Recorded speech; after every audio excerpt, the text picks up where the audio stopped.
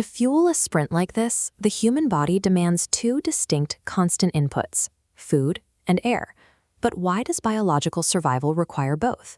Whether the organism is a student or a whale, it must execute 5 identical steps to extract energy. First, it takes food in. It breaks that food down. It absorbs the nutrients into the blood. It distributes them to cells. And finally, it removes whatever waste remains. Humans ingest food with hands and teeth, but animal adaptations can be much more specialized.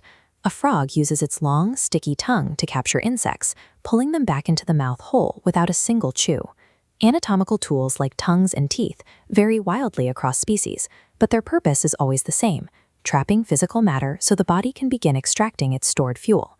Extracting that fuel can be difficult depending on the diet. For plant eaters, the primary problem is cellulose, a tough carbohydrate in plant cell walls that standard stomach acid cannot break down on a single pass. Ruminants, like cows, solve this by swallowing grass whole into a chamber called the rumen. After bacteria begin a fermentation process, the animal regurgitates the partially digested food, or cud, to chew it a second time. Birds face a similar challenge. They eat hard seeds but lack teeth. They rely on the gizzard, a muscular part of the stomach. By swallowing small stones or grit, they create an internal grinding system that physically crushes food as the gizzard walls contract. Chewing cud or eating rocks are simply mechanical workarounds. They allow these animals to break down complex matter into a usable form without needing a human-like jaw. In humans, the journey begins the moment an apple enters the mouth. Saliva starts the chemical breakdown, and then a muscular wave called peristalsis forces the food down the esophagus toward the stomach. After being dissolved by stomach acid and digestive juices, the apple becomes a semi-liquid mass. It then moves into the small intestine, where the final stages of digestion take place. This is the absorption stage. The inner walls of the small intestine are covered in millions of finger-like projections called villi.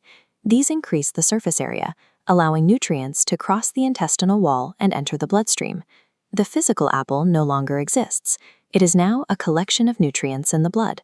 But those nutrients cannot release their energy until they react with a second ingredient, oxygen. Delivering that oxygen requires the respiratory system. While we often use the terms interchangeably, breathing is not the same as respiration. Breathing is a physical process. Respiration is the chemical reaction that follows. Human breathing is a mechanical action. The diaphragm, a dome-shaped muscle below the lungs, contracts and moves downward. This movement increases the space in the chest cavity, creating a vacuum that pulls air into the lungs. Inside the lungs, the air reaches tiny sacs called alveoli. Here, gas exchange occurs. Oxygen diffuses across thin capillary walls into the blood, while carbon dioxide moves out of the blood to be exhaled. The lungs are not an energy source. They function as a logistical loading dock, designed to capture oxygen and transport it into the circulatory system. Animals in different habitats have evolved different ways to capture this oxygen. Fish use gills to extract dissolved oxygen directly from the water as it flows over thin, blood-rich membranes. Earthworms bypass complex organs entirely. They use cutaneous respiration, absorbing oxygen directly from the air through their thin, moist skin. Whether an animal uses lungs, gills, or skin, the goal is always to maximize the surface area available to capture oxygen from its specific environment. The heart pumps blood, ensuring nutrients and oxygen travel together to every tissue. They arrive at individual cells, like the runner's muscle. Inside, oxygen reacts with glucose, releasing energy.